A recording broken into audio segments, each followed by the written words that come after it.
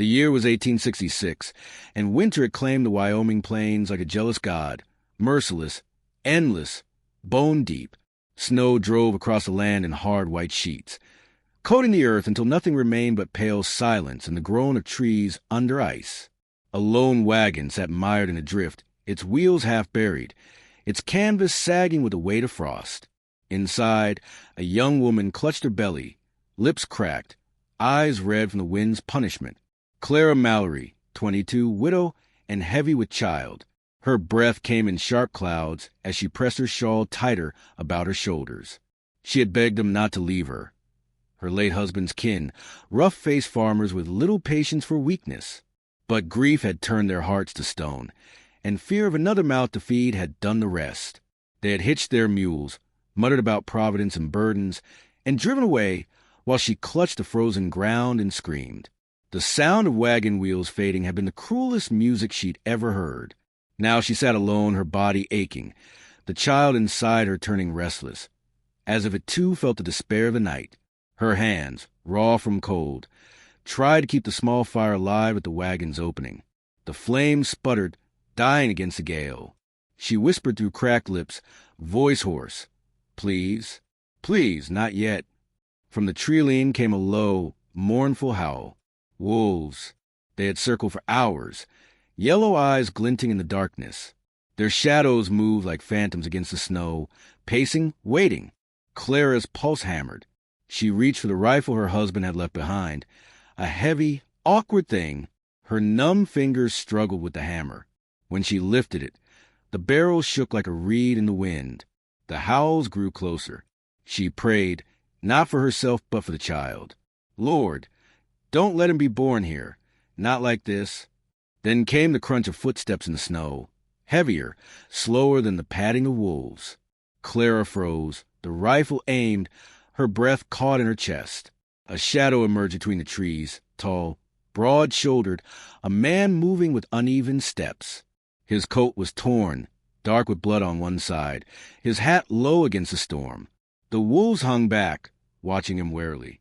He raised an iron at his hip. Two sharp cracks split the night. The closest wolf yelped, twisting into the snow. Another vanished into the black. The rest scattered, tails low, fading into the storm. The man staggered forward, breath coming ragged, gun smoking in his hand. "Don't," Clara whispered, the rifle trembling in her arms. "Don't come closer." He lifted his head, under the brim.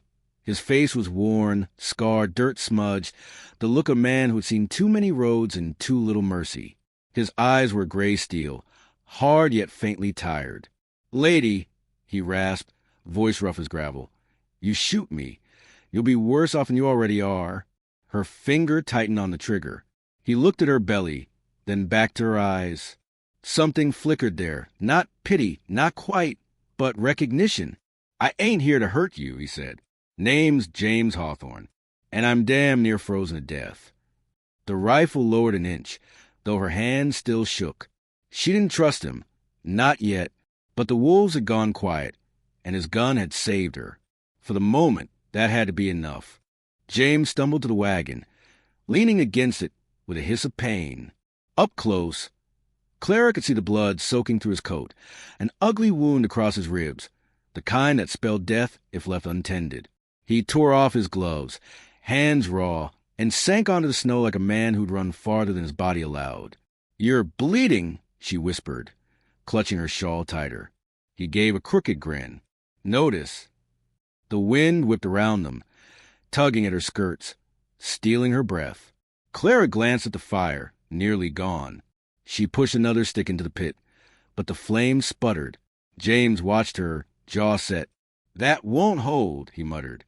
He pulled off his heavy wool coat, the last shield between his body and the storm, and without asking, draped it around her shoulders.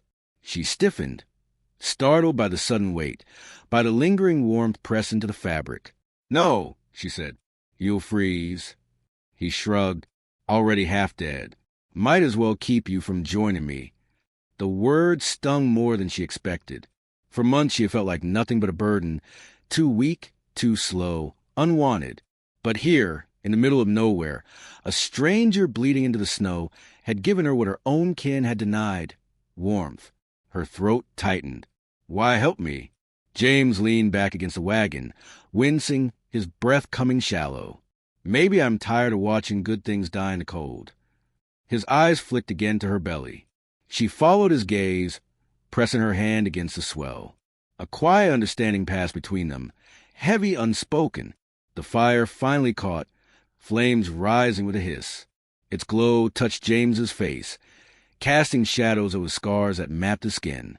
Clara found herself staring, not in fear, but in wonder how a man so worn could still stand against a storm. They ate what little she had: hardtack, nearly frozen solid, and a strip of jerky James pulled from the saddlebag. The silence between them was thick, broken only by the crackle of fire and the storm's endless howl. At length she whispered, "I don't trust you." James smirked faintly. "Wouldn't expect you to." His eyes closed for a moment, his body sagging. Her fingers brushed the rifle at her side. She could end him, claim his horse, his gun, his coat. But when she looked at him, half dead, yet stubbornly alive, she couldn't bring herself to do it. Instead, she drew the coat tighter around her, feeling its warmth seep into her bones. The storm had eased by midnight. The forest lay quiet under a heavy quilt of snow, stars piercing the black sky where the clouds broke. Clara sat awake, staring at the fire, her mind a tangle of fear and questions. James slept in the shadow of the wagon, gun at his side, breath shallow but steady. Her heart still railed against him. He was a stranger, an outlaw by the look of him. Bloodied coat, haunted eyes. But he had saved her from the wolves, and in that act had tied his fate to hers whether she liked it or not. A flicker of light caught her eye. She froze. Through the trees, half a mile out, lanterns bobbed in the dark. At least 4, maybe more. Shapes moved with them, men on horseback, their voices faint but sharp in the stillness. Clara's breath caught. She leaned forward, shaking James awake. He stirred, hand snapping to his gun before his eyes even opened. "Lanterns," she whispered. "Men." He swore under his breath, dragging himself upright, eyes narrowing at the distant glow. "They're hunting me," he said flatly. The words settled over her like ice. She looked from him to the lights, then back again. He was wanted, a man running from the law, or worse. If she gave him up, perhaps they would show mercy, escort her back to town. She would be safe. James must have seen the war in her eyes. His jaw clenched. "You could call out," he said, voice low, even. "They'd come running. Likely take you in. Leave me to hang." Her pulse thundered in her ears. She thought of the wolves, of the cold, of the empty faces of her husband's kin as they drove away. Men who had claimed to be family, but left her to die. And now here was this outlaw, giving her warmth with the last strength he had. The lantern swayed closer, the men's voices drifting across the frozen land. Clara looked at James. His hand rested on the gun, but his eyes were steady, waiting, as though ready for whatever she chose. She swallowed hard, her voice no more than a breath. "Then we hide."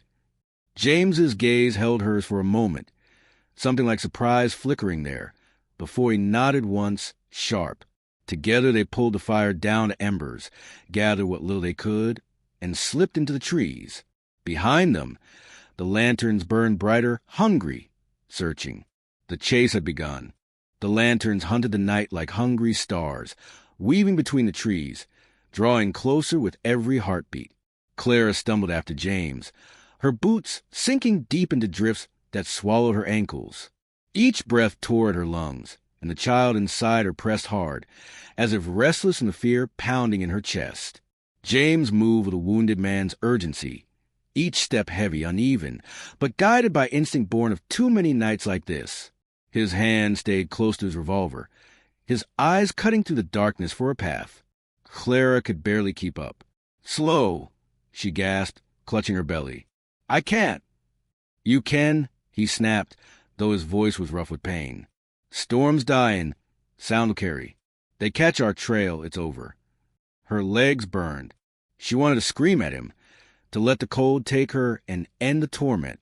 But the memory of wolves circling, and the thought of men's rough hands dragging her back, drove her forward.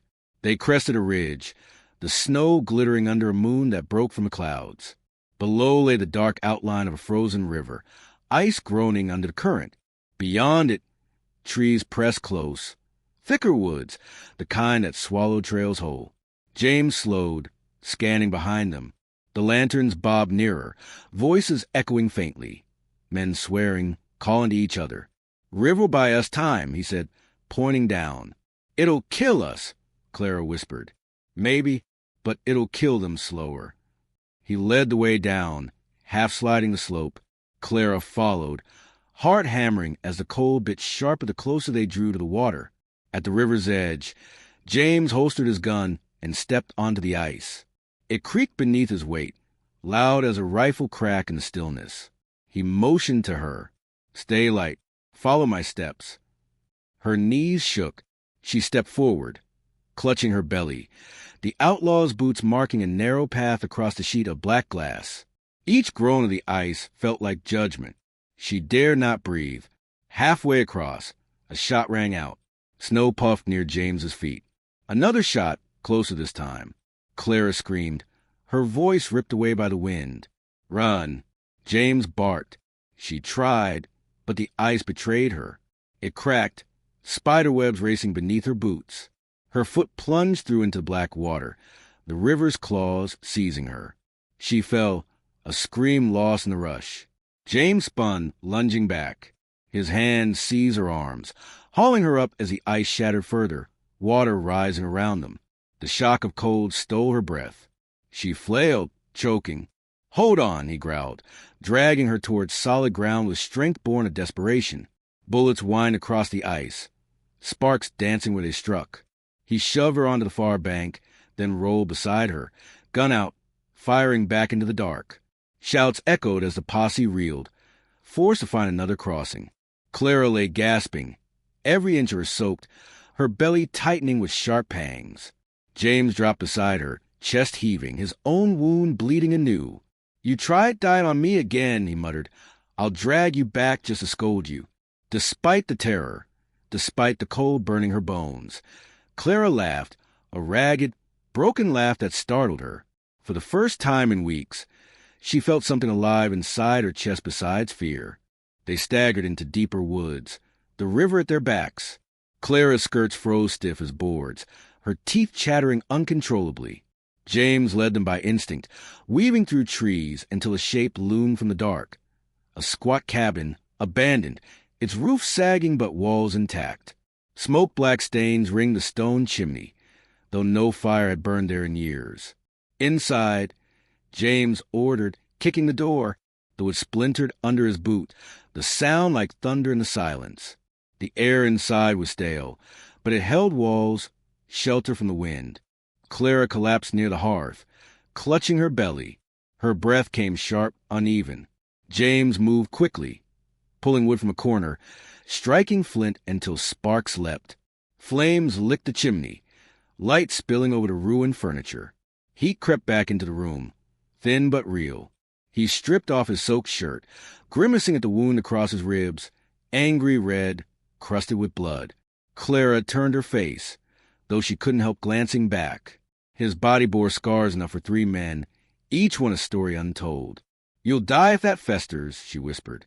"Not tonight," he said, pulling a flask from his saddlebag. He poured liquor over the wound, gritting his teeth as fire seared flesh. Clara winced at the sight, the smell. When he finished, he slumped against the wall, breathing hard. She watched him, her mistrust battling with something new. Curiosity. "Why are they chasing you?" she asked at last. James's eyes lifted, shadowed by firelight. "Because I've done things worth chasing." "That's no answer." He smirked faintly. "Maybe it's the only one you need." Silence stretched. Clara held her hands to the fire, the coat he'd given her still wrapped close. Her heart war with itself.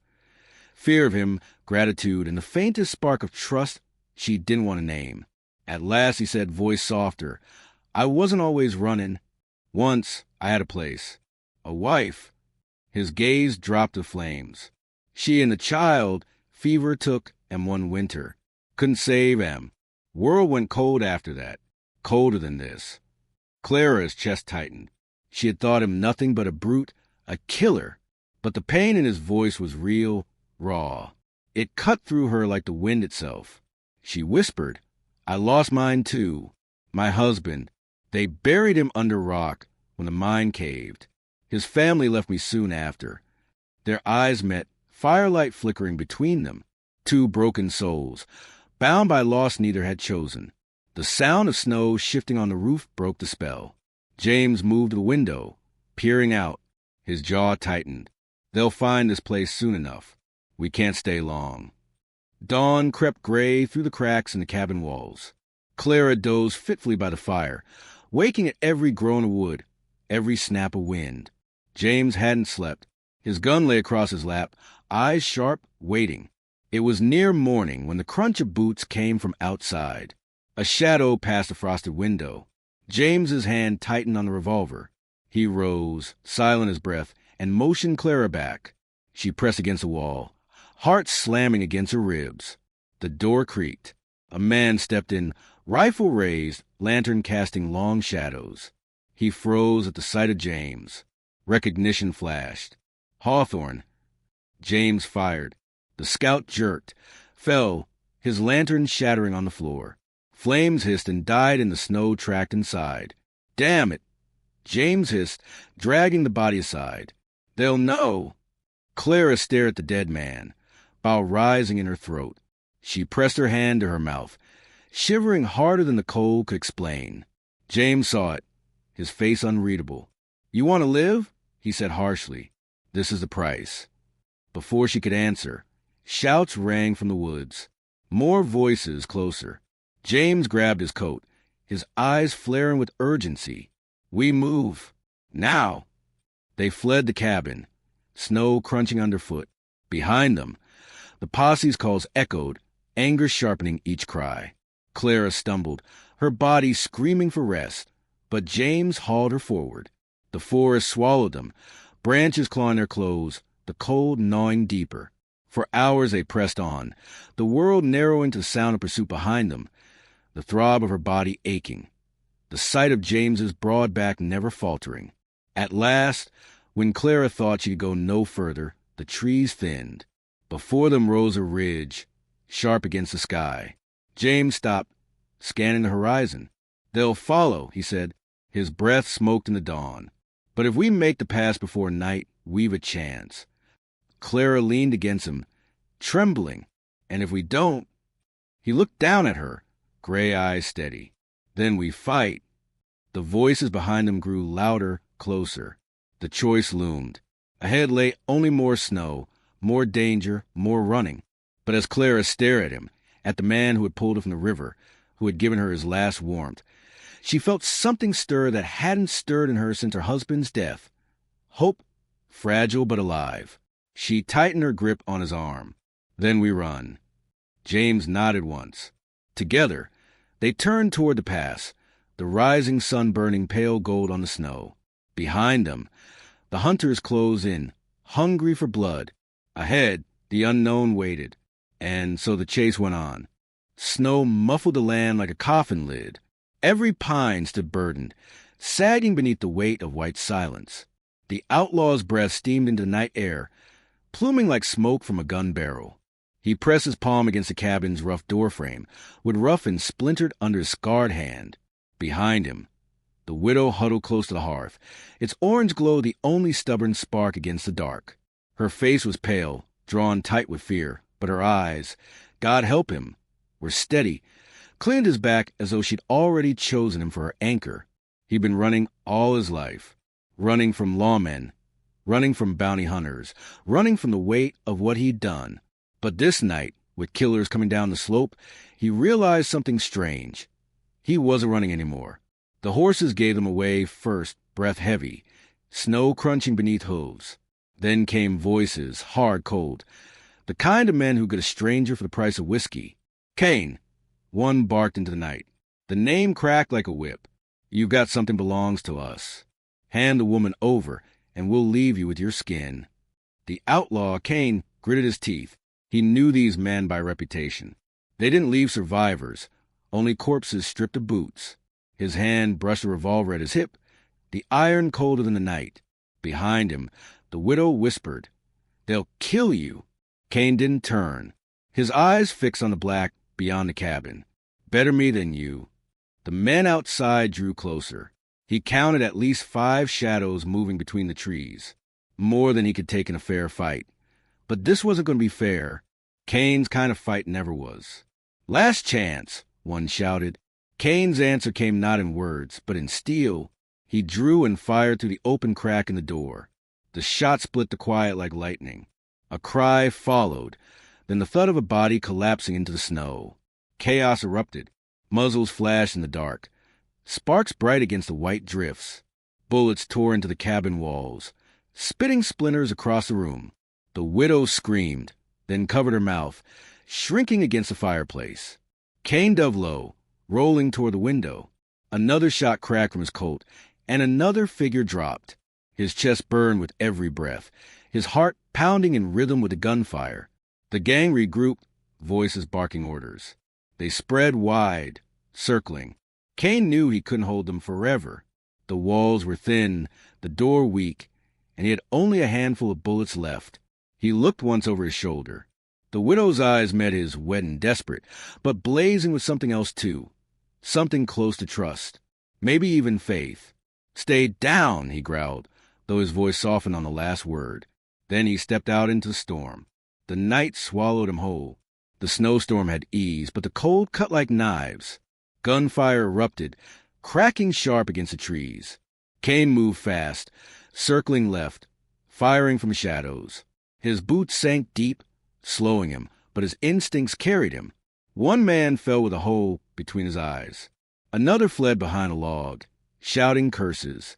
But then pain exploded across Kane's side. He staggered, a bullet tearing through his ribs. Hot blood spilled, steaming as it touched the snow. His vision swam, but he gritted his teeth and pushed forward. Every outlaw's life ended in gunfire, he'd always known. But dying here in front of her, for her, suddenly it felt less like dying and more like redemption. One last enemy rushed him, axe in hand. Kane raised his Colt, but the hammer clicked empty. No bullets. He braced himself. Then the crack of another shot echoed. The axeman fell before reaching him. Kane blinked toward the cabin. There, in the doorway, the widow stood trembling, holding the rifle he'd left by the hearth. Smoke curled from the barrel. Their eyes met through the haze. She'd saved him. For a heartbeat, there was silence.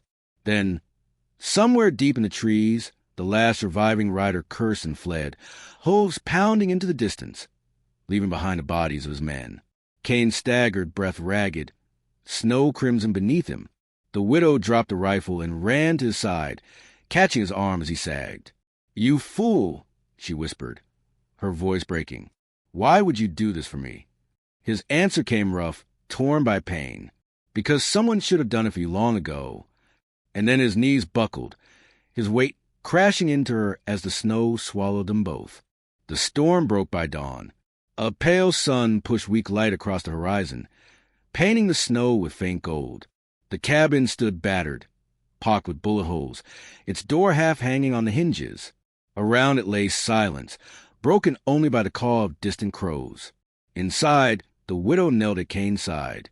His shirt was soaked dark, but he still breathed shallow but steady. She'd wrapped him tight with strips torn from her own dress, her hands raw from pressing against the wound through the night. Her own body ached, every muscle stiff from cold and fear, but her eyes never left him. This man, a stranger, a wanted outlaw, had given everything to keep her alive. When he stirred, she bent close, relief loosening her chest. His eyes opened, clouded with pain, but still burning with that fierce stubbornness. "You should have run," he rasped. "I wasn't leaving you." Her voice was steady, even as her throat tightened. "Not after all you've done." A faint smile ghosted his lips, though it cost him. "Then maybe I ain't damned after all." She touched his face, fingers brushing the stubble rough on his jaw. "Don't talk like that. You're going to live. You hear me? You're going to see this child born." His gaze shifted to her belly, the faint swell beneath her tattered dress. For the first time, his eyes softened in a way she'd never seen. Not the sharpness of a killer, not the hardness of a hunted man. Something gentler, almost holy. "You still got fight left," he whispered. "That's worth more than I ever had." Her throat closed. "You gave me the chance to fight." The day crept slowly, hours marked by the hiss of the fire and the distant cry of wolves circling the trees. She fed him broth sparingly, kept the fire high, and prayed. Prayed to a God she wasn't sure still listened, but prayed all the same. By evening, his breathing had steadied. His strength, though faint, had not given out. The widow sat close, her hand resting lightly over his. "Cain," she said softly, almost afraid to break the quiet. "When this is over, when the baby comes, we'll leave this place. Find land somewhere no one knows us. You don't have to keep running." He didn't answer at once. His eyes drifted to the firelight, dancing in the dim cabin. Then he nodded just once, slow and certain. "I'll build you a house with walls thick enough to keep the snow out," he murmured. "And I'll never walk away. Not from you. Not from a child." Her heart clenched, warmth flooding through the cracks the world had carved into her. She leaned forward, pressing her forehead against his, eyes closing. Outside, the snow glimmered beneath the moon, no longer a shroud but a blanket, soft and quiet. The danger had passed, though the scars would remain. Yet within the cabin, where once there had been only despair, now there was something else, fragile but fierce. Hope, and maybe, just maybe, love. Because sometimes the outlaw didn't bring ruin. Sometimes he brought salvation. And though the West would never stop testing them, she knew this. Together, they would endure.